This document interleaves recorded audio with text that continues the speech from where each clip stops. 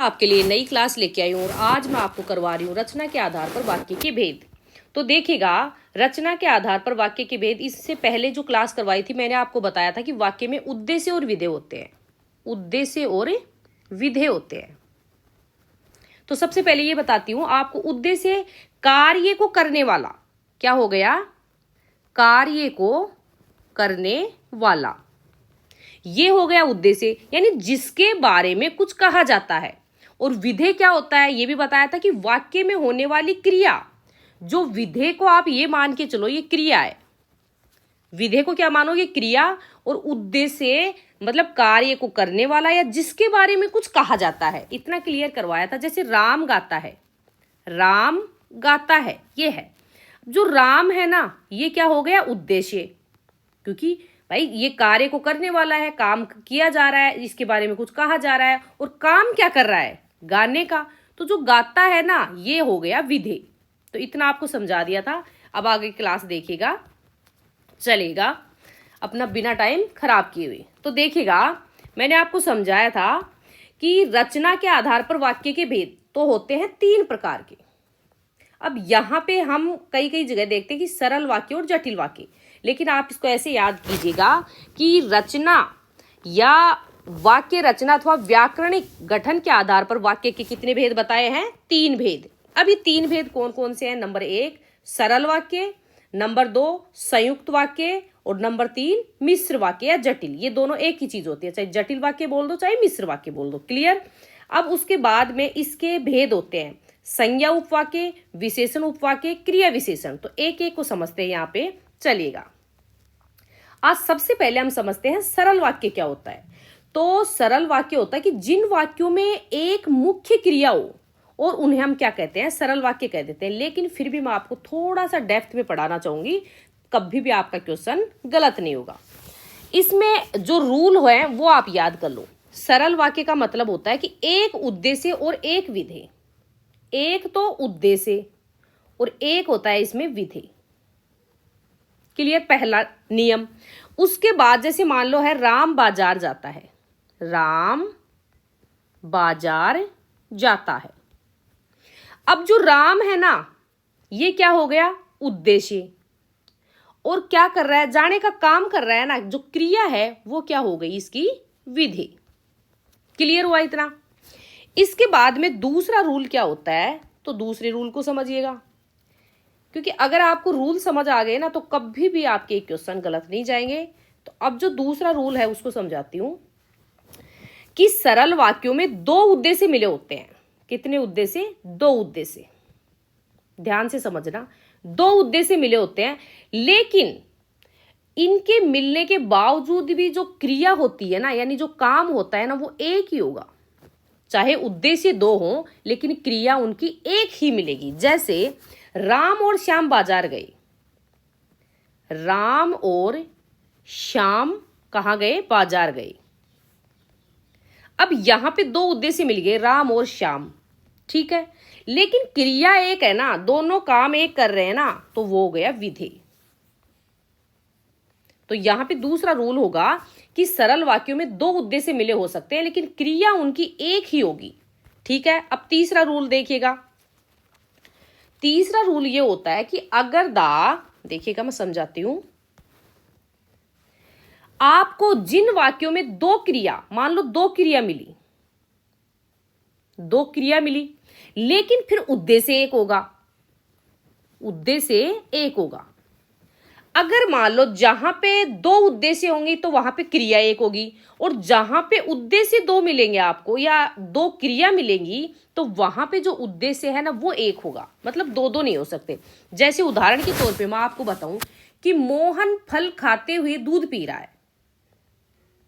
मोहन फल खाते हुए क्या कर रहा है? दूध पी रहा है। अब आपको यह पता होना चाहिए भाई, मोहन है ना, मोहन वो क्या है? एक है। तो इनका उद्देश्य एक हो गया ना, और विधेय क्या है कि फल खाते हुए दूध पी रहा है। 2 काम कर रहा है ना एक साथ, लेकिन एक साथ कर रहा है, अलग अलग। अगर दोनों क्रियाएं एक साथ होती हो, समझना इस चीज को, अगर 2 क्रियाएं एक साथ होती हैं तो वो साधारण में जाएगा। आप यहां पे ये मत समझना कि यहाँ पे फल भी खा रहा है और दूध भी पी रहा है। यहाँ पे और नहीं आ रहा कि फल खा रहा है और दूध पी रहा है। भाई फल खाते हुए दूध पी रहा है, साथ में काम कर रहा है ना, इस चीज को समझिएगा, कभी गलत मत करना इस चीज को। मान लो जहां पे आपको ये दिखे ना कि कोई काम साथ में हो रहा है, जैसे हम खाना खाते हुए दूध पी रहे हैं, भाई खाने के साथ दूध पी रहे हैं, तो साथ में जो क्रियाएं होंगी वो किस में जाएंगी, सरल वाक्यों में। तो इसके 3 रूल आप याद रखना, कभी भी आपका सरल वाक्य गलत नहीं होगा। क्लियर, यहां तक क्लियर हो गया। तो सरल वाक्यों में जो सहायक क्रिया होती है ना, वो क्या होती है, अनेक होती है, किंतु मुख्य क्रिया को ही विधेय कहते हैं।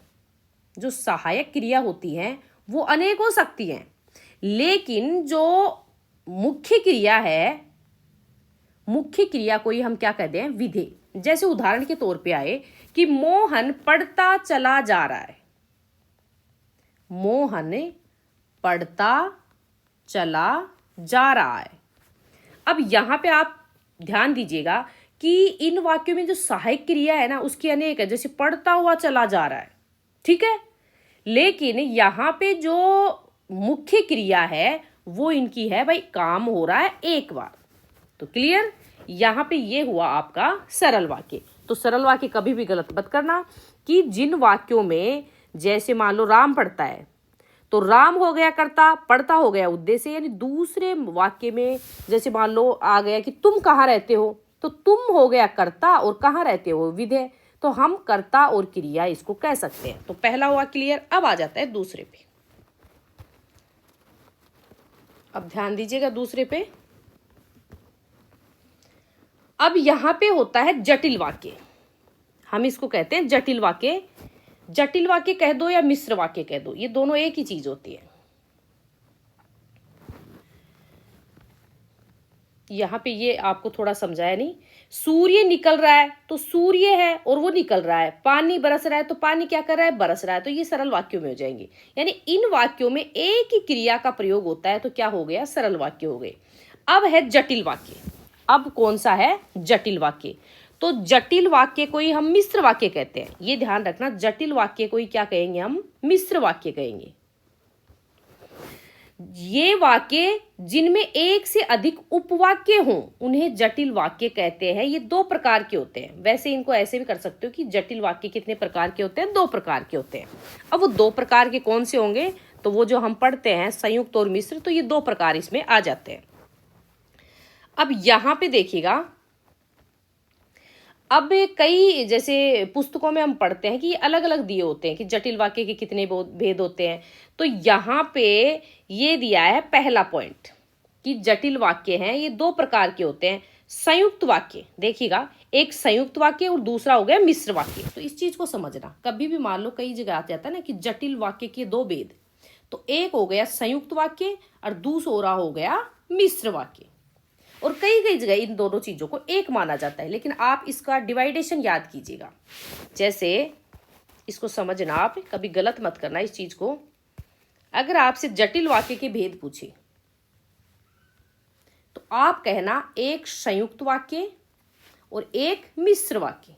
अब इन दोनों को समझते हैं, सरल वाक्य आपको समझ आ गया, अब संयुक्त को समझते हैं और मिश्र को समझते हैं। तो देखिएगा, सबसे पहले हमारा संयुक्त वाक्य।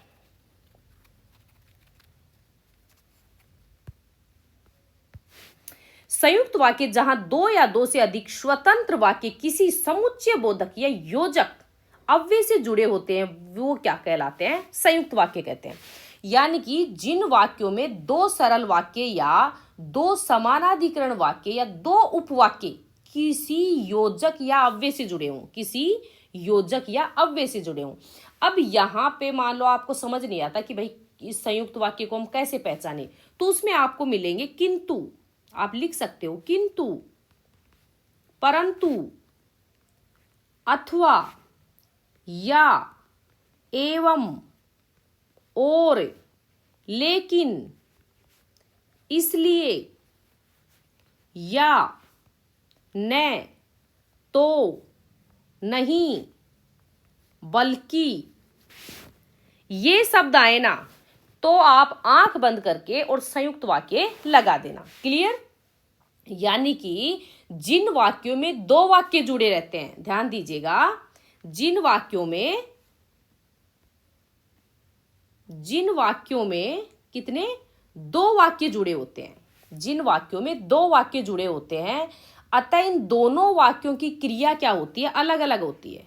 इनकी क्रिया देखो, जहां पे क्रिया एक होगी ना तो सरल वाक्य में जाएगा, लेकिन इनकी क्रिया अलग अलग है तो ये किस में चला जाएगा, संयुक्त वाक्य में। जैसे मान लो, आपको उदाहरण देती हूं, यहां पे फिर समझाती हूं। आपके सामने है, लड़की आई और चली गई, लड़की आई और चली गई। अब यहां कैसे पहचानोगे, संयुक्त वाक्य में आपको बताया किंतु, परंतु, अथवा, या, एवं, और, लेकिन, इसलिए, या, ने, तो ये समझाया। अब यहां पे पहले तो आपको और मिल गया तो वैसे ही समझ आ गया कि संयुक्त वाक्य है, और वहां भी नहीं समझ आए तो आपको ये होना चाहिए कि दोनों वाक्यों की क्रिया अलग अलग है। लड़की आई, पहले तो आने का काम किया और फिर चली गई, लड़की आई और फिर चली गई, मतलब और आ गया तो यहाँ पे 2 क्रिया हो गई ना। अगर ये और नहीं आता, लड़की आई चली गई, तो वो एक काम हो जाता, वो एक काम होता कि उसी काम में कर लिया, आई चली। लेकिन और जहां पे आ गया तो ये समझो ये किस में चला जाएगा, संयुक्त वाक्य में। जैसे मान लो आपको कहूं कि, अभी उदाहरण देखना, अभी आपको क्लियर हो जाएगा बिल्कुल। जैसे मैंने यहाँ एक उदाहरण दिया, ऊपर दिया था ना मैंने कि मोहन या फिर मोहन फल खाते हुए दूध पी रहा है, यानी फल खाते हुए दूध पी रहा है, ऐसे उदाहरण दिया था। अब मैं कह रही हूं राम फल खा रहा है, राम फल खा रहा है और दूध भी पी रहा है। अब यहां पे पहले तो वो फल खाने का काम कर रहा है और फिर दूध पीने का, यानी मैं लिख देती राम फल खाते हुए दूध पी रहा है, फल खाते हुए दूध पी रहा है, तो एक क्रिया हो जाती। लेकिन यहां पे मैंने और लगा दिया, मतलब 2 क्रिया हो गई, पहले फल खाने का काम कर रहा है फिर दूध पीने का काम। तो ये अंतर समझना, अगर जहां पे और आए तो आप किस में चले जाओगे, संयुक्त वाक्य में। अब संयुक्त वाक्य में देखा जाता है अक्सर कई भेद है, संयुक्त वाक्य के भी क्या है, कई भेद है। जैसे आपको ये मिलेंगे कि संयोजक संयुक्त वाक्य, विभाजन संयुक्त वाक्य, विकल्प सूचक संयोजक वाक्य, परिणाम बोधक संयोजक। तो इन प्रकारों को हम अलग रूप में देख सकते हैं, लेकिन ये इतना नहीं पूछते। तो आप इतना ध्यान रखना, इनके जो संयुक्त होते हैं ना, तो इनके एक तो होता है संयोजक, संयोजक संयुक्त वाक्य, एक होता है विभाजन, विभाजन संयुक्त वाक्य, एक होता है विकल्प सूचक, विकल्प सूचक संयुक्त वाक्य, एक होता है परिणाम बोधक,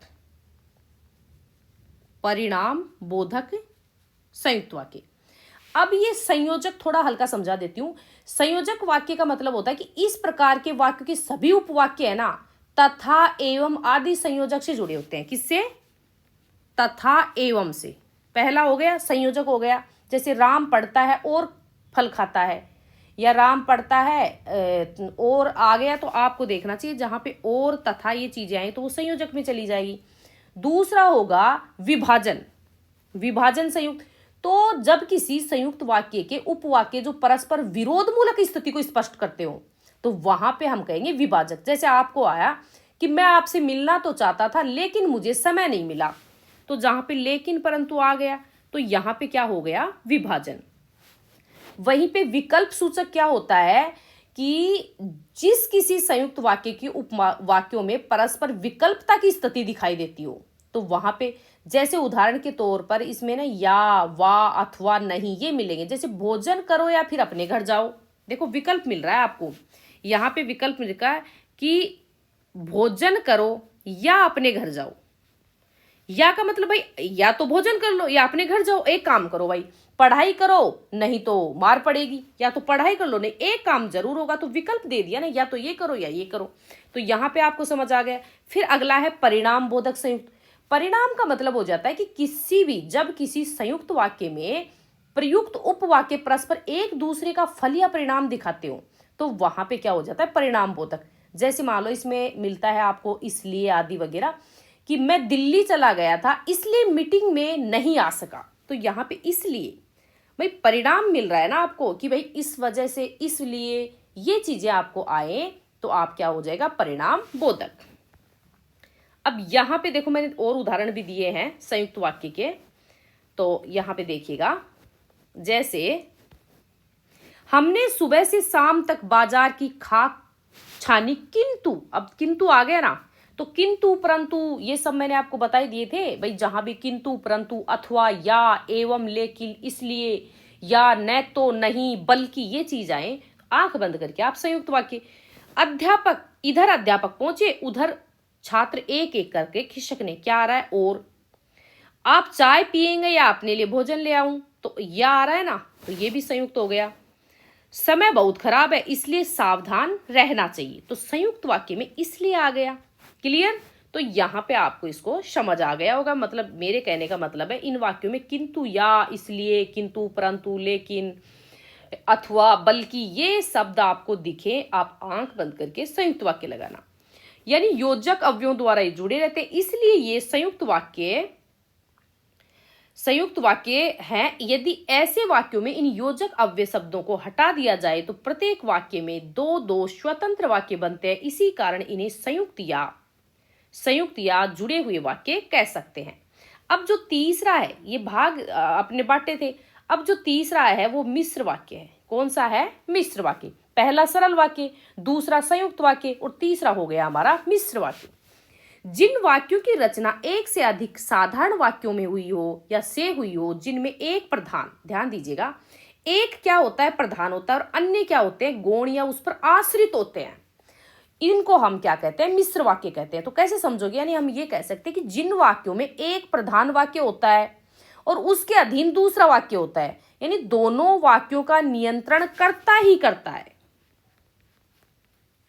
कर्ता के ऊपर ही सब कुछ होता है भाई, जो भी करेगा कर्ता करता है। यानी कि इसमें हम ये कह सकते हैं, देखो इसमें क्या क्या मिलेगा आपको, कि, इनको आप लिख सकते हो, कि, जो, यदि, तो, यद्यपि, तथापि, जो। क्लियर? तो वह, इसमें और भी जोड़ सकते हो, वह, जैसा, वैसा, जितनी, उतनी, ज्यों त्यों, ही, जहां तक, ये शब्द मिलेंगे। अब जहां पे आपको ये शब्द मिले तो आप आंख बंद करके क्या लगाओगे? मिश्र वाक्य। अब जैसे उदाहरण देखते हैं, हम उदाहरण देखते हैं कि मालिक ने कहा कि कल की छुट्टी है, तो की दिख रहा है ना, अगर आपको की दिखे तो किस पे जाओगे? मिश्र वाक्य पे। और देखिएगा,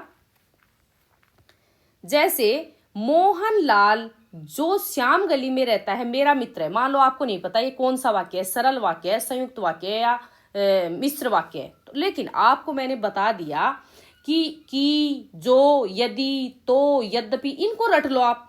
अब आपको पता है इसमें जो आ रहा है, तो जो किस में आएगा? आपको पता है ये किस में आएगा? मिश्र वाक्य में। जो किस में आएगा? मिश्र वाक्य में। तो यहां पे आपको सरल वाक्य, संयुक्त वाक्य और मिश्र वाक्य, ये मैंने आपको क्लियर करवा दिया। मतलब आपको ये ध्यान रखना है कि जिन वाक्यों में एक क्या होगा? उपप्रधान वाक्य, और से सभी उस जो उपवाक्य है ना उस पर आश्रित होंगे, तो वहां पे हम इसको जटिल भी कह सकते हैं और मिश्र वाक्य भी हम कह सकते हैं। यानी मिश्र वाक्य में एक प्रधान उपवाक्य होता है, शेष उससे अधिक क्या होते हैं? उसके ऊपर निर्भर होते हैं।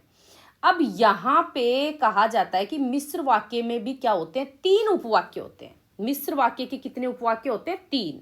और इस पे जो आश्रित उपवाक्य या गौण वाक्य कह सकते हैं, यानी कि मिश्र वाक्य में आने वाले गौण आश्रित उपवाक्य 3 प्रकार के होते हैं। और यहां से क्वेश्चन पूछते हैं, तो थोड़ा सा ध्यान दीजिएगा। अब सबसे पहला है संज्ञा उपवाक्य। क्या है? संज्ञा उपवाक्य।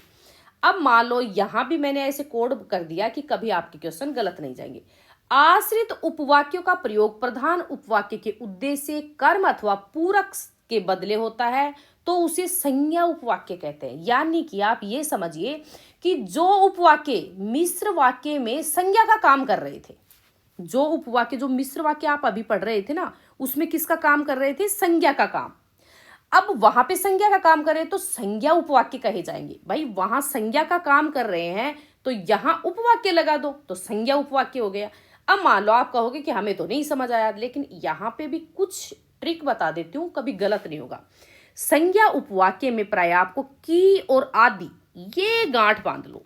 या तो की मिलेगा या आदि मिलेगा, वहां पे संज्ञा उपवाक्य होगा। जैसे राम ने कहा कि मैं, या ये गलत होगा, राम ने कहा कि वह पढ़ेगा, तो यहाँ पे की आ गया ना, की को पकड़ लो। आपको यहाँ पे 4 ऑप्शन होंगे तो संज्ञा उपवाक्य।